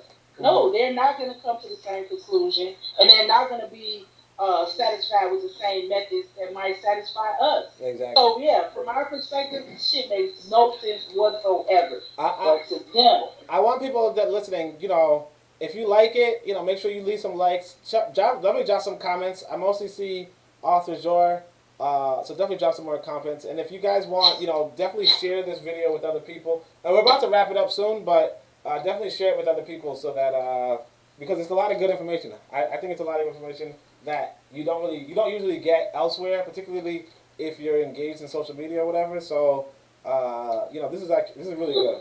And I mean, I know that Cecily is enjoying reading it, so and I appreciate her for coming and reading it with us. But yeah, I mean, I want to say, the liberal and the fertility thing, and the thing is this too, that because she earlier in this book she talks about Frances Cress Welsing, so she's familiar with Frances Cress Welsing, and it kind of speaks toward Frances Cress Welsing's thesis about the black genetic annihilation. Now, I wouldn't necessarily say that we would annihilate them like directly, but this whole notion that they are worried about their fertility is a reality.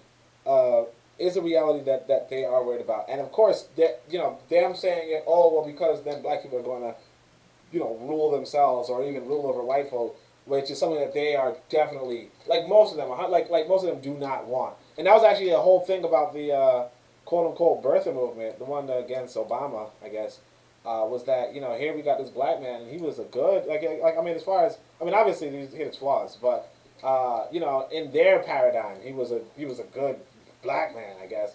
But but it was also like, no, we're not going to have no black man over us. That just doesn't make any sense. So they just, they dug in the dumpster, for the Trumpster. You know what I mean? But it is what it is. But yeah, anything else you want to get from this? I thought this was a brilliant section on. Oh yeah, sorry, this part where the white nationalist is mentioning how he's trying to turn black people against each other, how he's trying to divide black men from black women, how he's trying to cut the fertility rate of black folk, and he's trying to chemically use chemical weapons on black folk. I thought that was something I had to read. You know what I mean? Like, if your guys are not reading the book, I thought this was something that I had to read.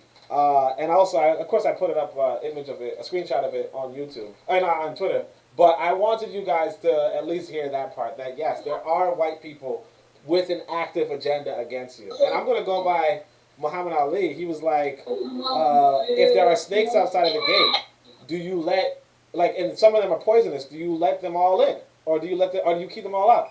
Or do you, if you can't tell which one's poisonous, do you let them all in, or do you keep them all out? Or and it's like, if you want to just let in a few, you're gonna endanger yourself. So there are some white people who are definitely trying to use chemical weapons to destroy you, and or impede your fertility. And I thought that was an interesting conversation that we should have. Now, obviously, the timer just went off, but obviously, some people might think about vaccines at the moment, but I'll leave that to your imagination. All right, so the last page. Oh, sorry, whoa. Wait, where are we? I think we actually have a... 280 something. Oh, dang, we're not almost finished. Okay, so we have two more sections, technically. So we're going to go to page 300. I thought this chapter was, one of the best, I thought it, just read easy and there's a lot of information. Oh, yeah, so this was, the different quotes from different people. The Abraham Lincoln quote was actually kind of... I remembered it, but I didn't remember that. I remembered... I didn't remember it verbatim, so it was nice that she gave it to us. I'm going to try to go a little quicker, I think. Let me see. How far are we going with this one? According to Lovejoy. Oh, this one's actually kind of short. Good. All right, so we're just going to read it. So according to Lovejoy, Fenlon says that it is a natural order of things that men be provided with ferocious animals to kill, so that men might be relieved of the necessity of killing one another. Ethnicity and cultural differentiation enter European ideology in precisely the same form, and they dictate the discrepancy between the European's behavior towards other Europeans and his behavior toward non-Europeans, or those whom he perceives as animals, and therefore of less value than himself. This theme is consistent from Plato to St. Simon, from Constantine to Lothrop Stoddard. It is generated by an image of self and of others, the logic of which is that the existence of Africans and people of color helps to assure the constructive solidarity of Western Europeans. As long as they have non-white people to conquer, like having animals to kill, to subjugate, enslave, colonize, and exploit morally acceptable behavior, it will lessen the chances of their attempting to do so within the Western European community in moral behavior. This is not to say that European intercultural behavior is typically loving, kind, or considerate according to their definitions within other cultures. Well, the culture sanctions behavior towards others that is of totally different and more dehumanizing character than is acceptable behavior towards each other. If the Jews had not been able to convince the Western world hegemony that they were part of the European family, German behavior towards them would not have touched the conscience of the hegemony with force. The European slave trade and contemporary European complicity in this illicit white South African regime brings home the point very sharply. This pattern of European cultural behavior will be discussed more fully in chapters 7 and 8. Documentation of the European image documentation of the European images of Africans and other peoples of color is not difficult to come by, as it becomes clear in the records that we are considered to be the cultural other or outsider by the European. The authors of Serve the Devil presents vivid images of this image and have made a commendable contribution to the easily accessible documentation. In this way, they have made it more difficult for those who would attempt to disregard this aspect of the American character. George Stocking's Race, Culture, and Evolution, while not as voluminous in its documentation, is a greater cultural historical indictment as it reaches further into the depths of the Western European intellectual tradition. Rather than attempting to duplicate these works, let us move on to further implications of the European image of others. Okay, so, alright, so that's the section. what did you think about that, sis? Oh, by the way, if you can mute while I'm reading, that would be a little bit like if you could do that, just. I'm into. No, that's fine. I mean, I could imagine somebody at home is just like, why doesn't he say anything? It's a house. I have guests that came over while we were in session and everything. It's a house full of people. Right? Yeah, I imagine. So that's a beautiful existence. I'm not complaining. All right. So what did you think about that section right there? This basically is where she's getting into how Western Europe has otherized everybody else in the world in order for their elite to form a hedge around themselves and to keep their people from eating them. And they're doing it on the presumption based on their cultural assembly, which is that we have to kill, so we might as well look for people who are most unlike us to kill. Exactly. And I'm like, wow. Okay, first of all, to come face to face with, let's say this illustration of European culture is almost coming face to face with a scary monster, or you know what I mean, something that you would look at and scream. So honestly, this section is like this screaming section. Maybe get out section, the sunken place section. That's kind of how I saw it. Yeah. One of the things that I remember from when I was younger was so I was having this conversation with this brother. This brother brought some knowledge, and he was like, he heard somewhere, or maybe he said it, I don't know, but that white people are doing everything they can to never go back in the caves, And I keep that in mind as I'm reading, Yurugu, that they know that they are self-destructive. The other thing that this brother said, I used to have an organization, and so one of the brothers would say some bright things inside the organization, and he was like, the second longest war on the planet is the war of Europeans against Africans, right? But the longest war is Europeans against Europeans, And so it's like they are constantly fighting each other, combating with each other in order to. But what they do is that in order to their safety, in a sense, is them turning against other people. Because, and this is something that's really interesting, is that she mentions the Jews and Hitler and all that stuff. And what happens is that there are other groups in Germany at the time that Hitler was exterminating, or trying to kill. There were the quote-unquote gypsies, there were the Polish, and of course there were Africans, right? But we don't hear about those, But even going forward, England is like opposed to these concentration camps in Germany, while England has concentration camps in Kenya, Or even before, these concentration camps in Germany, the Germans were killing off the Herero in Africa. So it's like, yes, the only thing that, the only reason, I think I actually heard some white people say this, matter of fact, because, once upon a time I was, on European, forums or whatever, but they were saying, yeah, the only thing about the Holocaust, or the Jewish Holocaust, would be that it was Hitler doing it to a white group. Like, that was the only big crime there. And I mean, this is something that's also like common knowledge to most of us, that, if white people do a crime against other white people, it's forgivable in a sense. No, sorry, if white people do a crime against black people, it's forgivable, But if they do a crime against white people, then it's unforgivable. And it's like the Jews, what the words, they had to convince white people, hey, we're white too. Don't forget that we're also white. And that was probably the only bit of outrage there, because, what they did to the Herero, what they did to, obviously what they did to the Africans in America, what they did to the Kenyans, what they did to, the sister, the Hottentot, or they call her Hottentot, but the Khoisan sister, or whomever, like what they do to our people is obviously, terrible or would be criminal, but because they're not doing it to what they consider, among their group, it's like, yeah, well, we're doing that to protect ourselves, because otherwise our people will come against us, and that's really like the gist of it. And I thought that was a really interesting thing to share and keep it going.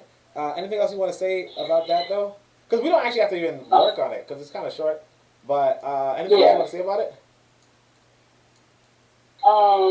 Just to point out that the whole colonial adventure is just, more or less them creating a hedge around the elite, of Eurasia, and stealing everything they can get from us to kind of fend off their own populations. Because the French kind of made it plain that, hey, y'all gonna leave us in the dirt, we killing you too. So, that's what led them, to the islands. To the Berlin Conference too, yeah. Led to another. Yeah, so I also want to point out that Saint Simon is mentioned here, and when I just looking through the Engels thing I plan on reading, and Engels, when he's talking about utopian socialism, he brings up Saint Simon, so I'm going to be interested in and seeing the connection there.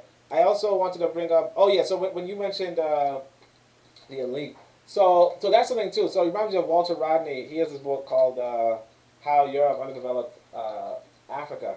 And I wasn't necessarily, I didn't get to read it in total, but he's also one of those like African socialists, one of those saying, there's a socialism in Africa, that's so on and so forth. But he was analyzing the conditions in Africa and saying that, one of the things that's central to,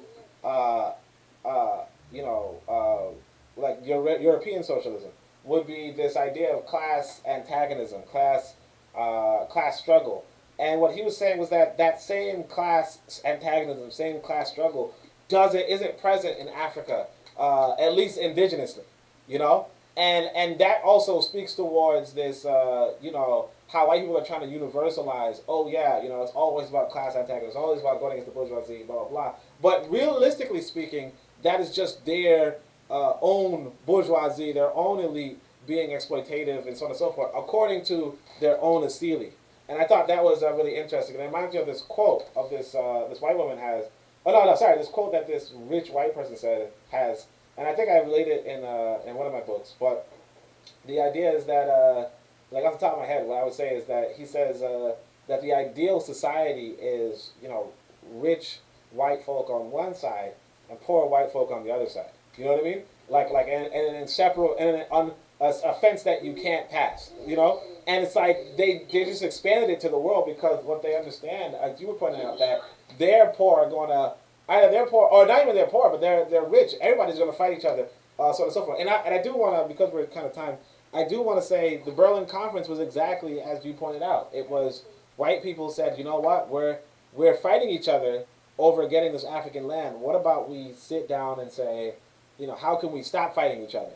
So that we can focus on exploiting the other people. They're always trying to fight each other, and that was why World War I, World War II were what they were, and also why World War III or whatever is probably going to be them fighting themselves again. Maybe not, hopefully not. But that's what I wanted to say also. Sorry, I don't want to monopolize, but over our stuff, they're gonna fight each other over our stuff. Exactly. I want to say this too, that because Japan was mentioned earlier, I remember I was supposed to mention that Japan had a nuclear weapon dropped on it, right? But Germany did it. Germany did, yeah, two exactly, had two, but Germany did it, and Russia did it, and it's like, and one of the things too is that they have this thing called MAD, mutually assured destruction, where they said if Russia and America were to go to war, they would have dropped these these atomic weapons on each other. They would both just try to destroy each other, definitely. And it kind of fits into their Utamawazo in a sense, right? Or it fits into their Asili in the sense of they are going to try to destroy the planet over like just decimate each other, and so they kind of avoid it with each other. But it's interesting too because I'm engaging some brothers on Discord, you know, because like I said, everybody, if you want to engage me, you know, more regularly, you can join Discord. But you know, and I'm like, hey, would you use a nuclear weapon on a city, you know, like on a city in America? And a lot of people, a lot of black people are like, nah, I wouldn't do that. That's kind of inhumane.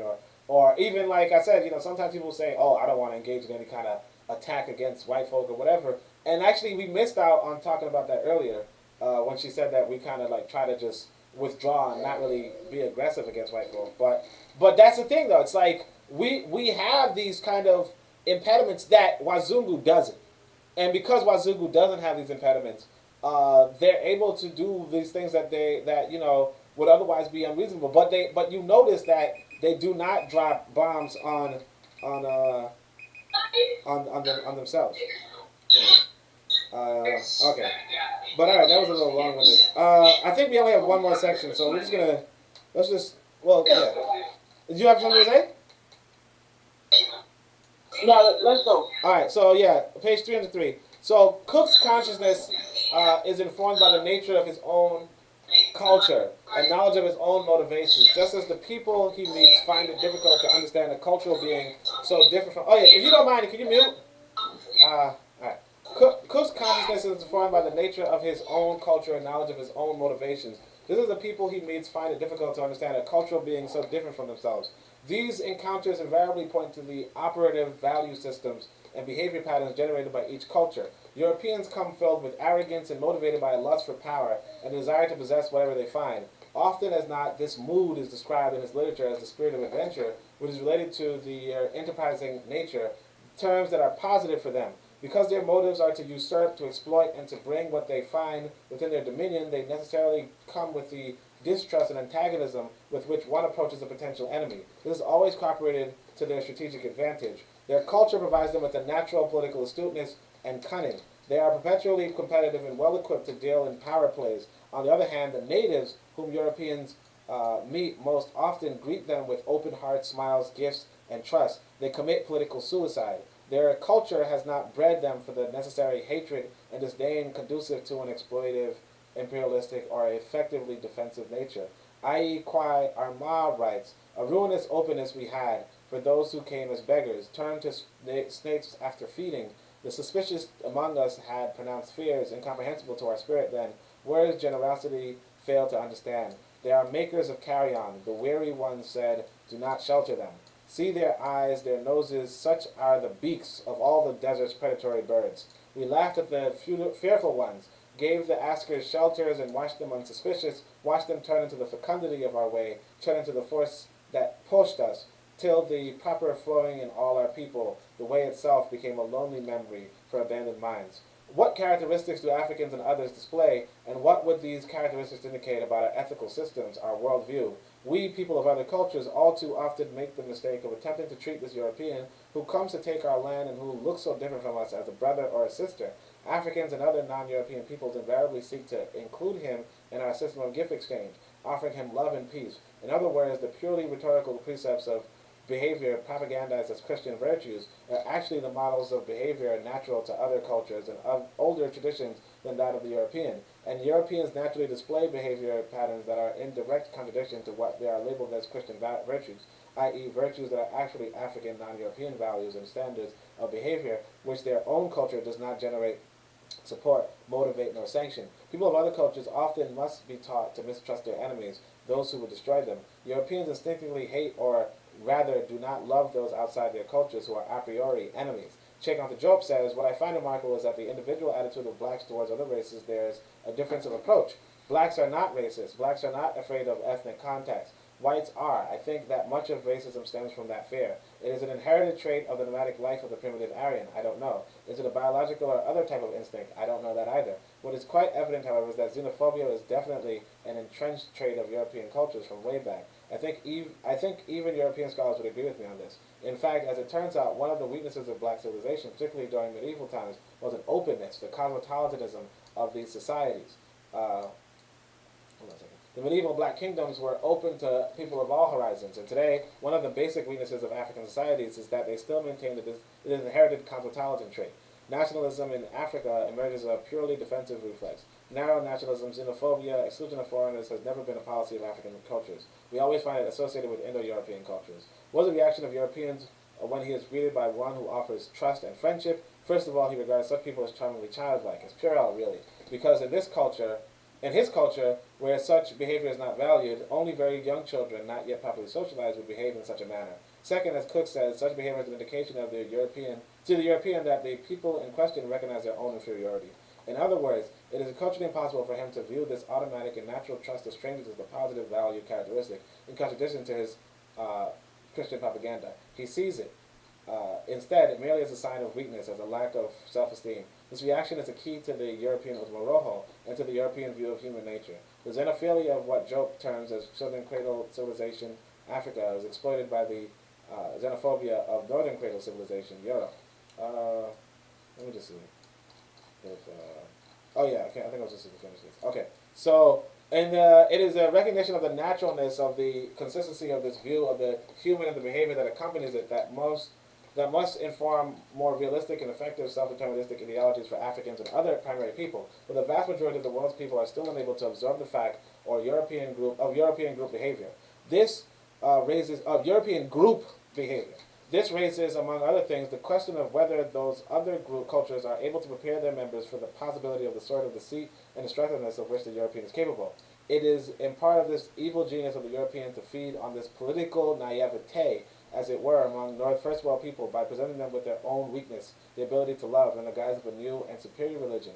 This new religion, religious statement is held up to them as a standard of behavior, interpreted as the command to love one's enemy. The enemy who presents it is much too politically astute to be affected by his own rhetoric. It is because of this aspect of the African Utmaroho that Christianity was such a successful tool for European political expansion. This issue is taken up in Chapter 6. Unencumbered by the deceitful stance of most would-be conquerors, Wayne McLeod testifies to honest rather than rhetorical European value. And many consider amiability rather than pervasiveness to be criterion of racial caliber, but amiability has no bearing on the essence and decadence of civilization.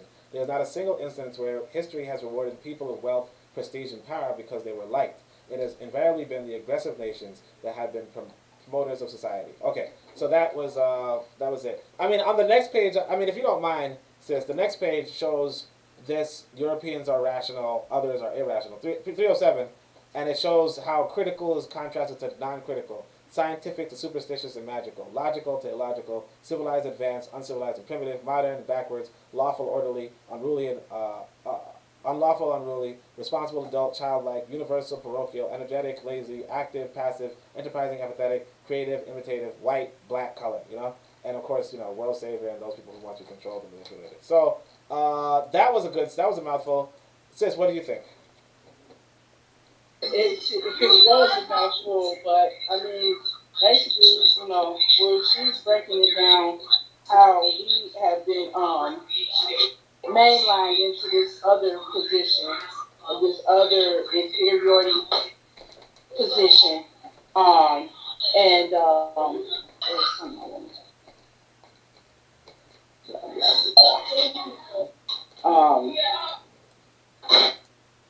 it was somebody's statement, but yeah, I feel like I need to highlight as well, Yeah, because this section is good, and it gives you a lot to go with. I will point out, it wasn't in this text, but Dr.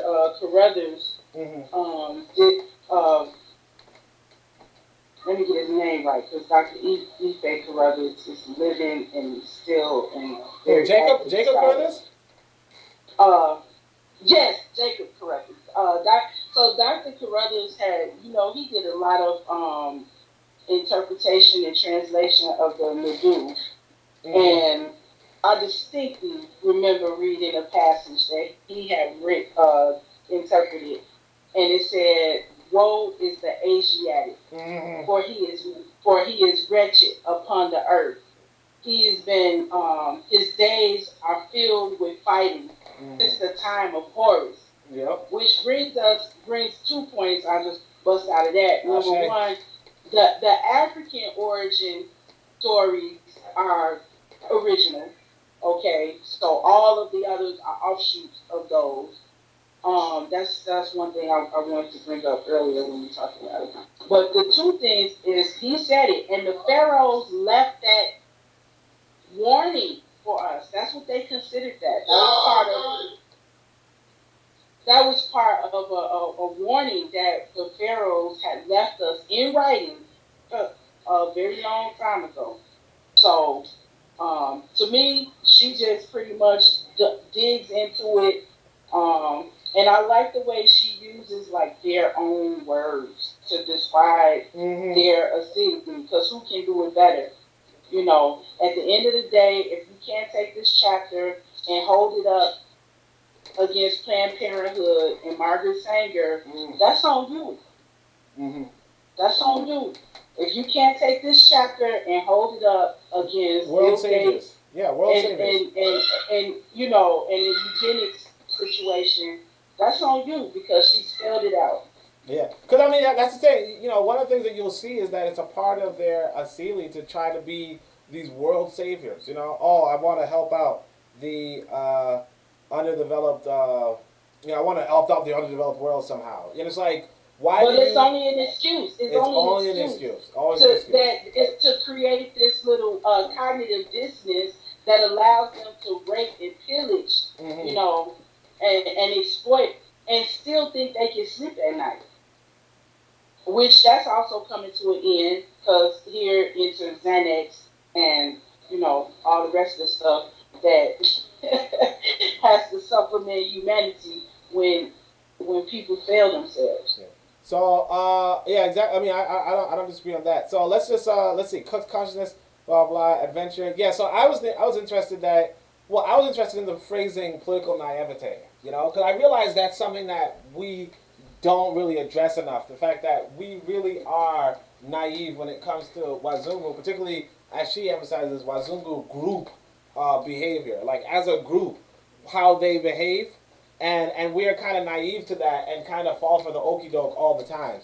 The other thing that she pointed out was how they kind of brought one of the reasons why I wanted to read this book, and we didn't reach that point yet, but there's something called the Rhetorical Ethic. I think that might be the next chapter, one of the next two chapters. So I'm going to be like really engaged in that one. But you know, this idea that they have this deceit that a lot of us were not used to, you know. And a lot of us don't recognize. And it's just like you just said, you know, Bill Gates has this, or Margaret Sanger has this, you know, deceit where she's like, oh, I want to help these black women by giving them abortions, you know? And Bill Gates the same, you know, I want to help these people by, you know, doing all sorts of stuff, you know, getting all their whatever.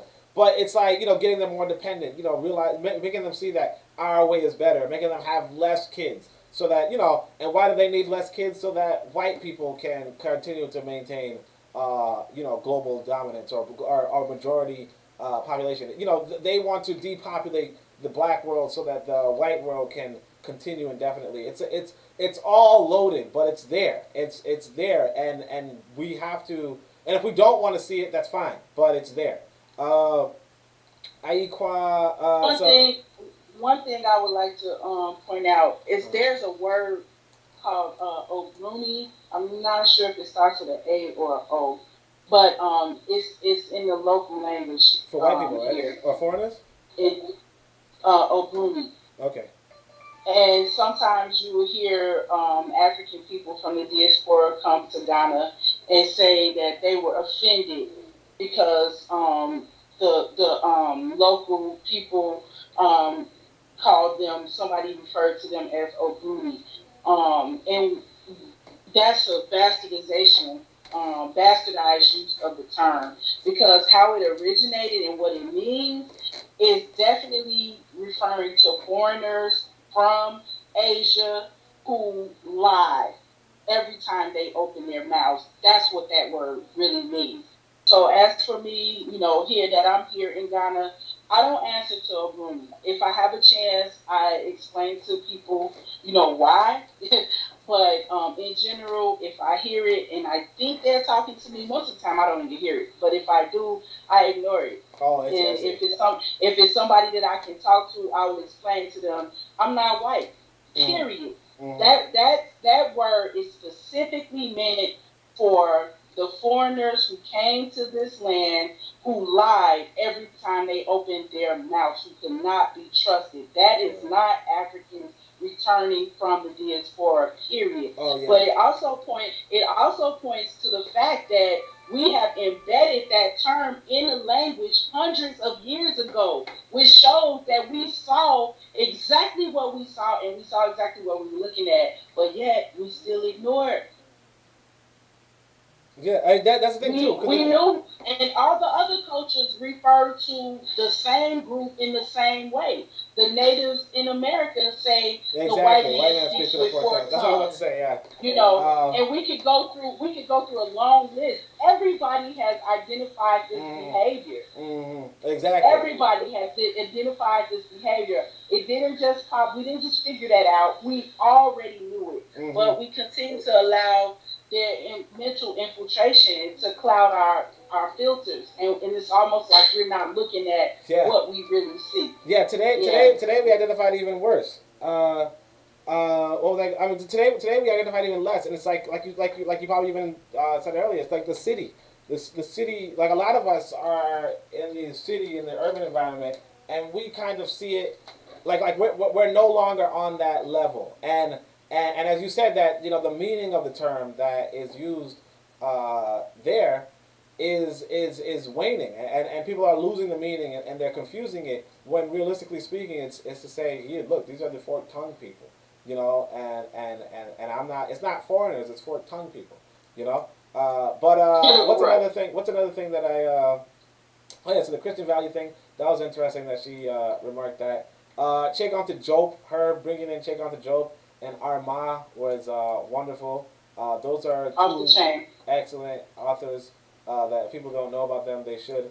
What else can we say? Oh yeah, how people look at trust of strangers as childlike. That's really interesting too, because one of the things that I picked up on when I was studying, I guess in college, is that I read this philosophy book by this Wazungu at one point. I think it was like Thomas Hobbes, maybe, I don't know. But he was saying that if you leave a purse unattended, or like in a park, and you come back an hour later, it's going to be gone, right? It's to say that, and he goes on to say, well, human nature is that somebody's going to steal it, right?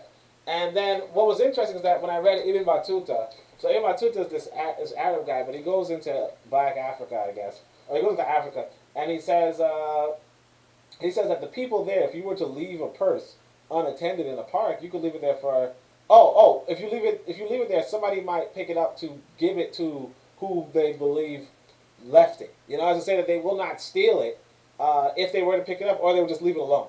And it was just talking to how, and what it exposed to me, it's like 10 years ago, whatever, 15 years ago, I don't know. But what it showed to me was that, the nature of us, or the socialization of us, is fundamentally different. Because here, you have this white person confessing, hey, white people are, just natural thieves or whatever. And then you have black people who are saying, oh no. I mean, sorry. Then you also have white people looking at black people saying, you know what, these black people are not engaged in thievery. Now, of course, this white person is going to look down on it, some way, which I thought was interesting. But anyway, I thought this was all very good. That's the end of it. That's the end of it. I thought this dichotomy, these two different sections, was pretty interesting, of critical versus scientific, and of course, how the Christian ethic, or how white folks do not use Christianity in the same way, or they're not so politically unaware to use Christianity in the same way that black people use Christianity. Which I thought was a really fascinating thing to do. And we always knew this. Martin Delaney pointed out the same thing in his earlier work. But other than that, yes, that was. Thank you for joining this week. Next week's reading. Thank you for holding it down. Oh yeah, well, I got it right. But next week's reading is going to be chapters 6 and 7. Because I was just trying to like you said, we're kind of rushing, but we're still gonna get it, and we, as long as we have it under our belt, we can then do with that, we can continue to, and we can reread it, anytime. It's not like the book's gonna disappear. You know what I mean?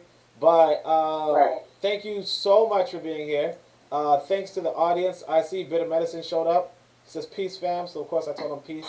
And otherwise, if anybody could join, everybody could like, subscribe, definitely check out the other podcasts on the network, and all that other stuff.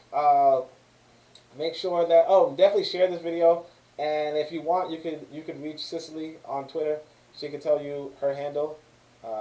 Cicely, you want to tell them your handle? It's Cicely McLennan. Yeah. Okay.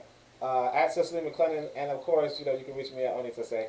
But other than that, thank you for joining. Oh, and if I'm obligated to say, because actually, speaking of Bill Gates, this guy was advertising his Microsoft Teams, on a podcast, and he's like one of the richest people in the world. So if he could advertise, I could do that. But yeah, I also have a book. So when you're done reading Yurugu Family at home, make sure you pick up my book as well, and all that kind of jazz. And I'm inspired to write another book eventually. But because this political naivete thing is a really interesting concept. But other than that, thank you so much everybody for joining, and I'll hear from you guys another time. Shem Yam Hotep, Uncle Josh Neb Neb, Amen Ma'at, Dua Necha. Madasi Pa.